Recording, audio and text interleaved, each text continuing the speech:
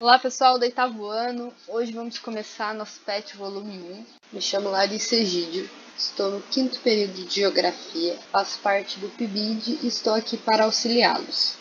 E nessa semana nós veremos a respeito da organização territorial do Brasil. Então a habilidade que nós vamos trabalhar hoje é a de analisar a influência dos fluxos econômicos e populacionais na formação socioeconômica e territorial do Brasil, compreendendo os conflitos e as tensões históricas e contemporâneas. Então, nessa semana, nós vamos reconhecer no território brasileiro os seus limites e fronteiras e analisar como que essas fronteiras se modificaram ao longo do tempo, devido a fatores principalmente relacionados às atividades econômicas desenvolvidas no país. Vamos lá, então. Na página 49 do nosso PET, a gente vê esse mapa do Brasil, como ele é conhecido hoje.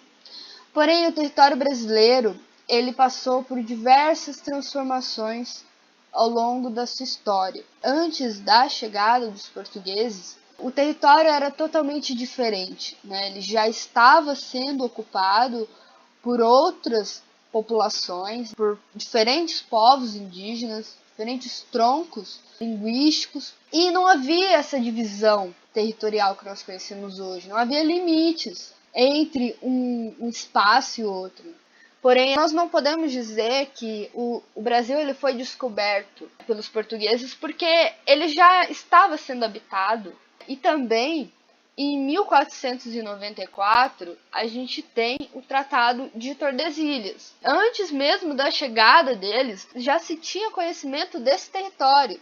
Tanto que havia uma divisão feita por Portugal e Espanha do território, sem mesmo ainda ter estado aqui, porém eles já tinham conhecimento dessas terras. Esse era um período de grandes navegações, de expansão marítima, liderado principalmente pelas nações ibéricas, né, Portugal e Espanha, cujo intuito era a busca de riquezas, né, riquezas que eles pudessem explorar e vender na Europa. Então foi através desse intuito que eles chegaram até o Brasil. E aqui se iniciou então esse processo exploratório da terra, exploratório dos povos que aqui habitavam e também de outros povos que vieram para trabalhar. Então, ainda sobre o Tratado de Tordesilhas, essa era a divisão feita nessa época em que se tinha essa porção para Portugal e essa porção para a Espanha. Com isso, se estabeleceram, então, em 1534, o que nós chamamos de capitanias hereditárias.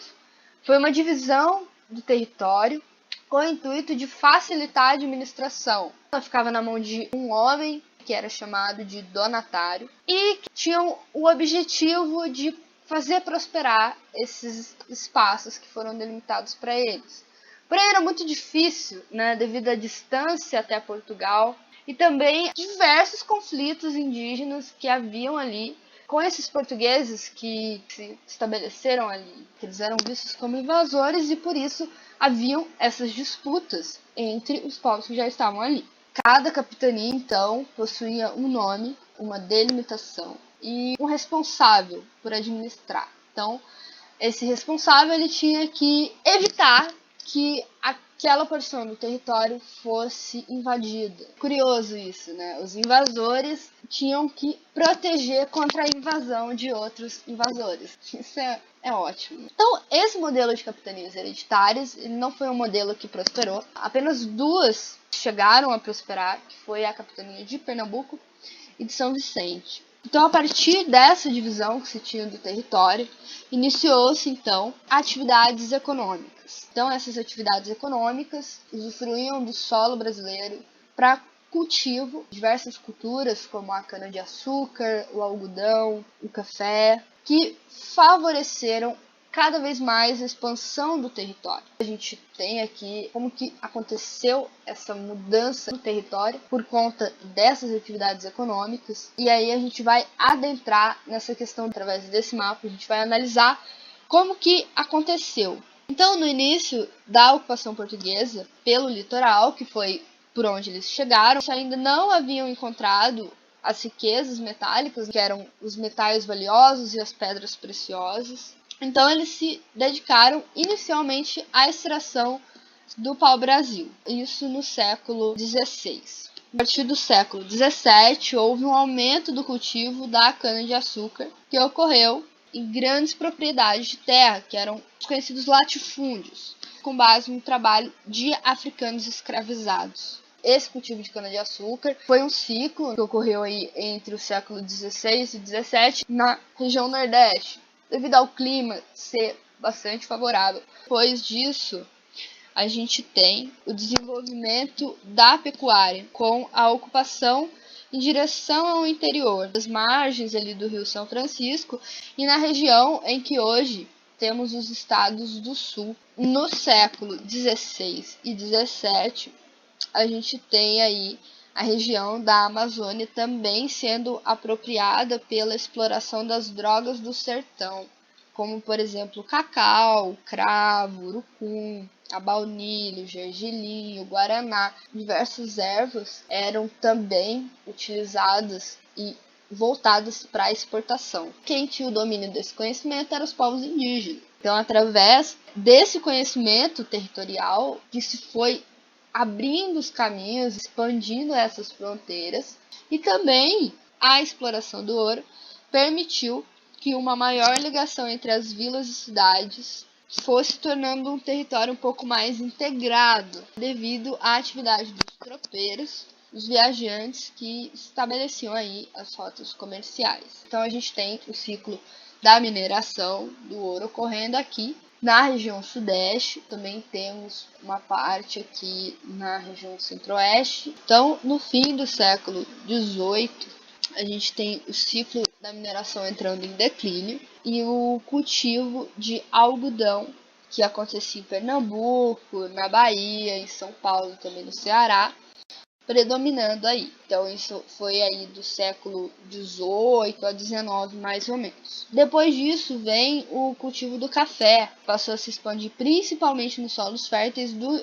interior de São Paulo, né, no oeste paulista, também no Vale do Paraíba. Lembrando que o café não é nativo daqui também, tá, pessoal? Foi trazido aí pelos portugueses para ser implantada essa cultura nesses locais. E por último, na Amazônia a gente tem o ciclo da borracha, através da seringueira, que é uma árvore típica da região. Então, é importante ressaltar também, pessoal, que não é porque esses ciclos ocorreram em períodos diferentes que eles não podiam coexistir. Ainda hoje nós temos o cultivo do café, por exemplo. Então não foi porque se encerrou o ciclo que essa atividade econômica deixou de existir no território. Então, além dessas atividades econômicas, os acordos diplomáticos também contribuíram para a consolidação do território brasileiro. E um exemplo disso foi aí a anexação do Acre, que aconteceu aí devido a acordos feitos com a Bolívia em 1903, através do Tratado de Petrópolis. Entre outros tratados, tá, pessoal, que a gente tem aí, que foi contribuindo para a anexação dos territórios até que se consolidasse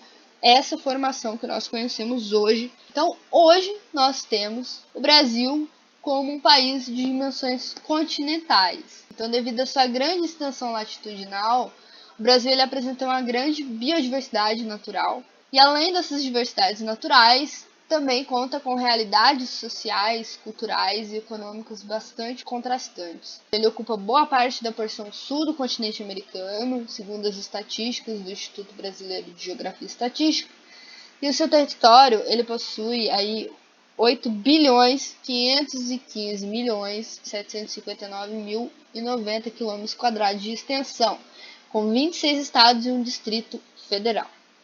Além disso, ele apresenta uma extensa área de fronteiras terrestres e marítimas, limitando-se com quase todos os países sul-americanos, à exceção do Chile e Equador, e sendo banhado na porção leste pelo Oceano Atlântico. Então, como nós vimos, as fronteiras nem sempre foram as mesmas, e os conflitos territoriais, sociais que perduram até hoje. A gente vê a disputa por terra pelos indígenas, a gente vê muitos resquícios da escravidão através do preconceito, da desigualdade, de condições de vida. Então, a gente podendo entender mais a respeito da história e como que a geografia ela aborda isso, a gente consegue compreender sobre diversos conflitos e tensões sociais que existem hoje no nosso país. Então, quando a gente fala de formação territorial do Brasil, lembre-se que, além da modificação das fronteiras, a gente teve muitas transformações, principalmente no que diz respeito à realidade dos povos